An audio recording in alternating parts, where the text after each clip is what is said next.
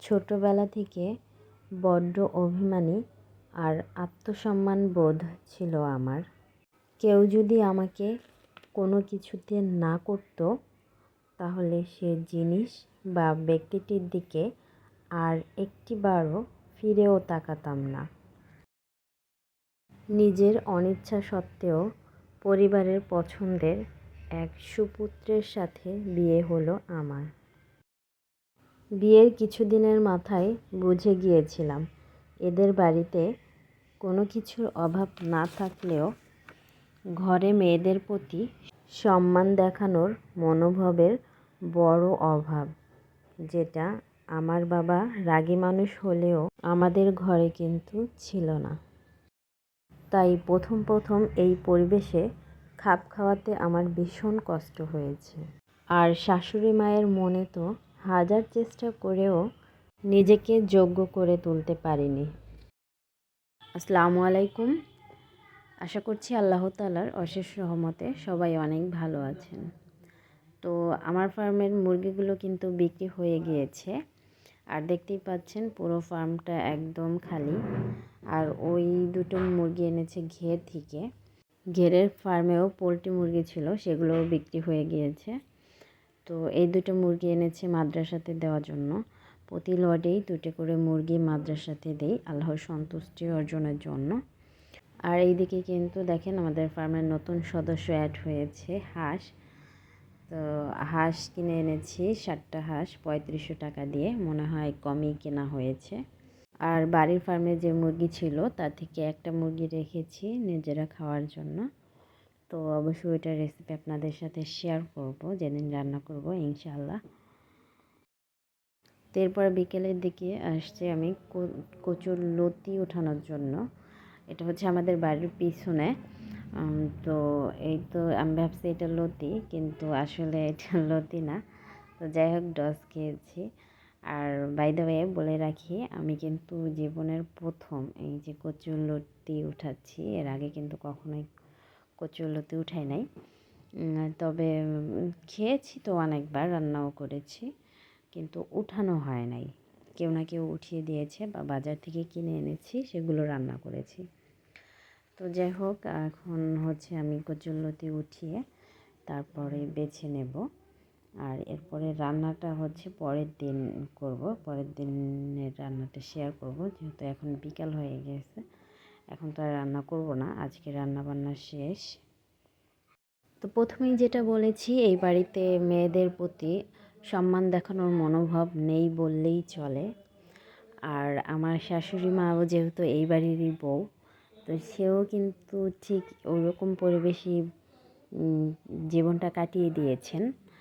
আর সে চান যে আমিও যেন তারই মতো ওইরকমভাবেই জীবনটা কাটিয়ে দিই, অবহেলায়, অনাদরে, অযত্নে, অসম্মানে। কিন্তু আমি তো আসলে সেই রকম মেয়ে না। ওই যে বলেছি, ছোটোবেলা থেকেই আমার খুব আত্মসম্মান বোধ ছিল, আর এখনও অটুট। তো আমি সারা জীবন এমন থাকতে চাই, আমার আত্মসম্মান নিয়ে বেঁচে থাকতে চাই। জানি না কতদিন থাকতে পারবো।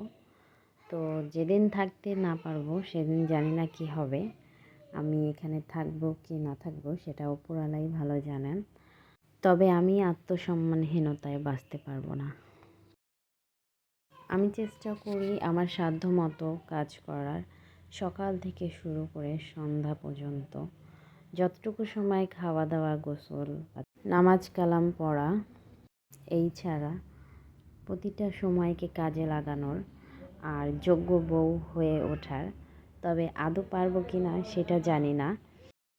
তো এখন আমি লতি ক্লিন করে নিচ্ছি।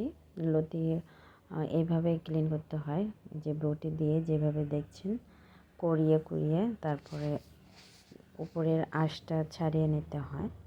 তো একইভাবে আমি সবগুলো লতি এইভাবে পরিষ্কার করে নেব। তো লতি খেতে কিন্তু খুবই ভালো লাগে, বিশেষ করে যদি চিংড়ি মাছ দিয়ে রান্না করা হয় তাহলে। তবে বাছতে কিন্তু খুবই কষ্ট আর সময় সাপেক্ষ বিষয়। তো এর মাঝে আমার মেয়ে আবার পড়া জিজ্ঞেস করতে চলে এসেছে। তো একসাথে দুই কাজ, মেয়েকেও পড়া বলে দিচ্ছি আর কাজও করছি।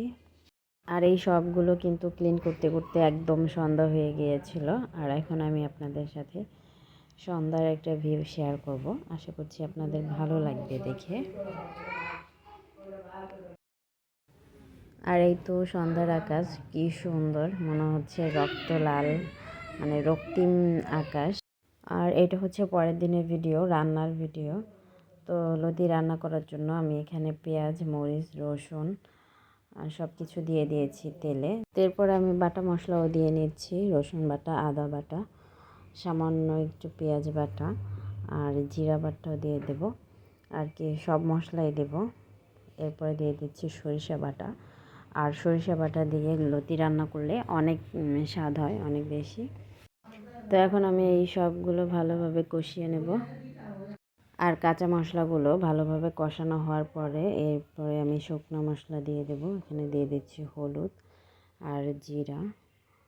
তো জিরাটা হয়তো স্কিপ হয়ে গিয়েছে, তো এখানে আমি সামান্য একটু পানি দিয়ে তারপরে আবার ভালোভাবে কষিয়ে নেব। আর এতে দিয়ে দিচ্ছি একটু লবণ।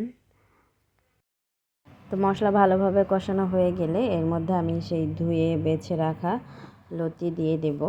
লতি দিয়ে ভালোভাবে মিশিয়ে তারপরে একটু ঢেকে দেব সিদ্ধ হওয়া পর্যন্ত। আর যখন সিদ্ধ হয়ে হয়ে আসবে তখন এতে হয়তো লেবুর রস দিতে হবে, তা নাহলে তেঁতুল দিতে হবে। কারণ এটা যেহেতু জংলা কচুর লতি, তো গলা ধরার সম্ভাবনা আছে, মানে গলা চুলকানোর সম্ভাবনা আছে। লতিতে যদি লেবুর রস বা তেঁতুল দেওয়া হয় তাহলে আর গলা চুলকানোর সম্ভাবনা থাকে না। তো এই তো আমার লতি রান্না করা হয়ে গিয়েছে প্রায়। তো আমি একটু দেখিয়ে দিচ্ছি। তো এখনও পর্যন্ত হয়নি, আমি এরপরে আরও কিছুক্ষণ জাল দিয়ে তারপরে নামিয়ে নেব। এই তো দেখতে পাচ্ছেন পুরোটা হয়নি। তো এরপরে আরও কিছুক্ষণ ঢেকে জাল দিয়ে তারপরে নামিয়ে নিয়েছি। আর লতি রান্না করা শেষে আমি হচ্ছে শাক দিয়ে টাকি মাছ দিয়ে রান্না করেছি। তো এই রেসিপিটা আর শেয়ার করা হয়নি। তো সবাই ভালো থাকবেন, সুস্থ থাকবেন। আশা করছি আমার ভিডিওটি আপনাদের ভালো লেগেছে। আর যদি ভালো লেগে থাকে তো প্লিজ আমার ভিডিওতে একটি লাইক দিয়ে চ্যানেলটি সাবস্ক্রাইব করে আমার পাশেই থাকবেন। সবাই ভালো থাকবেন। আল্লাহ হাফেজ। আসসালামু আলাইকুম।